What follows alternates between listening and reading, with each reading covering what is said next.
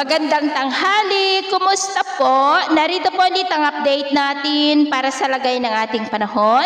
Ngayong tanghali po ng September 17, 2025. Sa ngayon po, ang bagyong Mirasol na ating binabantayan base dito sa weather model na ating ginagamit ay nasa vicinity na po ng Ilagan Isabela na taglay ang lakas ng hangin na umaabot po sa 65 kilometers per hour habang kumikilos po pa north-northwestward na nagbabanta po na dadaan sa ilang bahagi ng Cagayan, Kalinga, Apayao at Pagudpod. Mamayang gabi, posibleng nakalampas na po sa ating kalupaan at bukas makakalabas na yan sa ating area of responsibility at patungo na po sa may China. Ang isang sama ng panahon naman na nasa labas ng PAR ay ganap na rin po na bagyo at kung papasok na yan sa ating area of responsibility ay tatawagin na po sa local name na bagyong Nando na posibleng maging malakas yan na bagyo. Sa ngayon ay nasa power line boundary na po at wala pa namang epekto sa ating bansa. Dahil po kay bagyong Mirasol, sa ngayon ay nakataas ang Tropical Cyclone Wind Signal number 1 sa may Batanes, Cagayan, kasama na ang Babuyan Islands, Isabela, Quirino, the northern and central portions ng Aurora,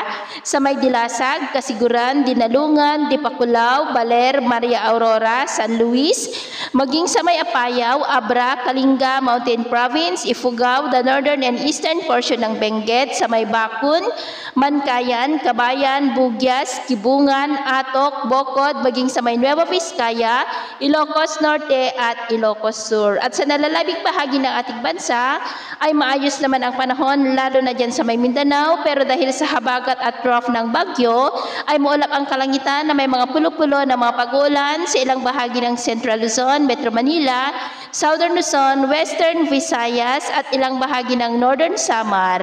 At mamayang hapon, mas maraming lugar ulit ang makakaranas ng mas maulap na kalangitan with isolated rains, kaya mag-ingat po tayo sa posibleng mga banta pa rin ng mapagbaha at pagguho ng lupa.